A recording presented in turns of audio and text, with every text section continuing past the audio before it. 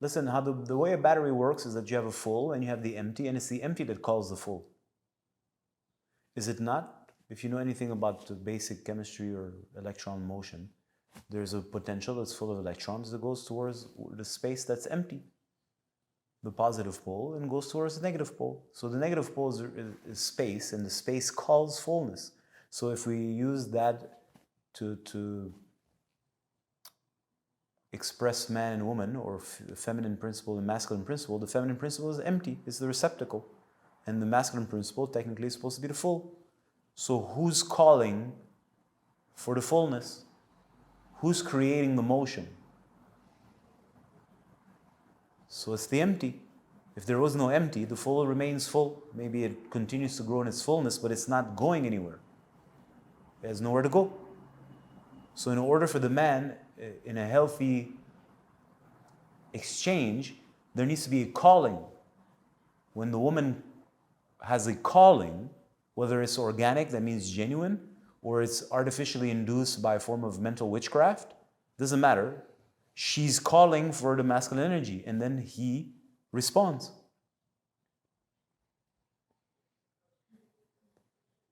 Right? When you walk down the street as a guy, there's women you'd never in a million years want to talk to her. Like, unless you consciously make an effort to go against everything in you because you want to develop that kind of skill set, you would not, because it's closed. She's not calling for you. You can feel when they're closed, and from a deeper level, they'll call. There's a deeper call. If you're receptive to this as a man, you can feel that. But sometimes it's just no. So she's calling. I've said this before. She can create a facade. The facade creates a form of mental tension, which invites you in your mind, but you don't realize that in your psyche you're being manipulated as a man to respond. You think you're in charge. You're the man. But if we understand the basics of chemistry or polarity, how does it work? Well, if you're full, you're looking for an invitation that comes from empty, void, space. Somebody that calls for you. Is it not? So she calls and you respond to the call. Now she has to call you. Now she may be confused, and this conversation could get much more complex, but at the end of the day, what I'm trying to say is that fullness, void-ness. Void-ness is what calls fullness into motion. It's the void-ness, it's the problem, this is not sounding negative, that magnetizes, I guess this is even literal in electricity, magnetizes the resources so that there's a discharge of electron to go from here to there. But that's not, if it's full, it's not going anywhere. Where is it going to go? So that's the beauty of understanding the basics of chemistry and the basics of electricity and physics. Is like, well, it's full. Where do you want it to go? Let us pretend that let's pretend I'm a man and I'm full. Where am I going? Unless there's an invitation and a space for me to colonize, that means go towards, what is going to create the circulation. So when you understand metaphysics, and you understand also the iconology of certain spiritual traditions, you also understand this Lord Shiva and the Shakti. Lord Shiva sits on the top of his mountain and comes down the mountain to see his Parvati or his lover. But this is literally in the story. He always comes down the mountain. So the top of your cranium would be the top of the mountain. And he comes down the mountain. He always comes down the mountain. Because there's a calling. Anyways, I don't want to get lost in this. But it's definitely something that as a man and woman on your side you can consider. Well, what does a woman do all the time? If she respects her womanness, she's passively, that doesn't mean she's not doing something actively, but passively calling for the man. All the songs are a woman calling for a man. I'm calling you. I'm calling you. Isn't that what love songs are about? Sane love songs, right? I'm calling you. I'm calling you. The love stories. I'm calling you. I'm calling you. Mario Brothers from Nintendo goes to save Princess Peach. Now, yeah, she was stolen by that Dragon Bowser. Yeah, that's his name. By Bowser. She's a geek. Her website is sexygeek.info. It may no longer be online anyways. But the point is, remove the fact that Bowser stole her, which is, we have this very same story in Ramayana, Indian epic lore.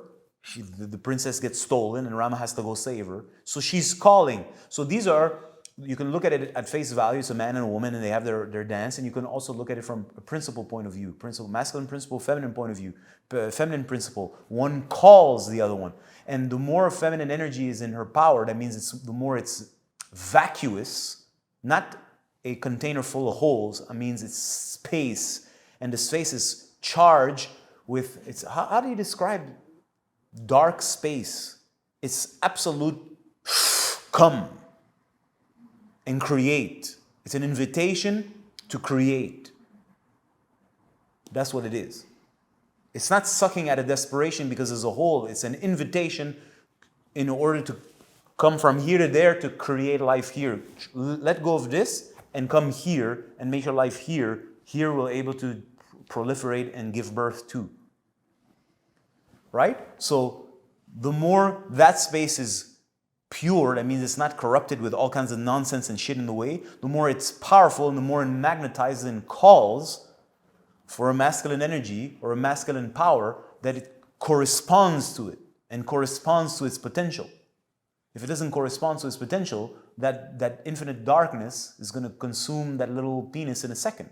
Penis being the phallic symbol of masculine energy, right?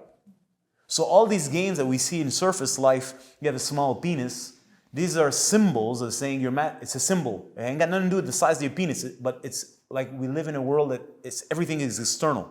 We don't care about essence anymore. So like I said, a man tries to manipulate a woman to get vagina, which means he's the man, which is not, because he didn't get her to relax. So the symbol of a small penis means he can't fulfill a woman because a woman is so amazing and your little cock can't do the job. This is just a fake symbol of a deeper principle, which means if the woman is grandiose, not in a psychotic way, but her feminine potential is immense, and you come with a small penis, it means a small masculine potential, or you're young, it's still growing, you cannot satisfy her. Satisfy her means what? You cannot give her the opportunity to actualize her truest creative potential because you're too small.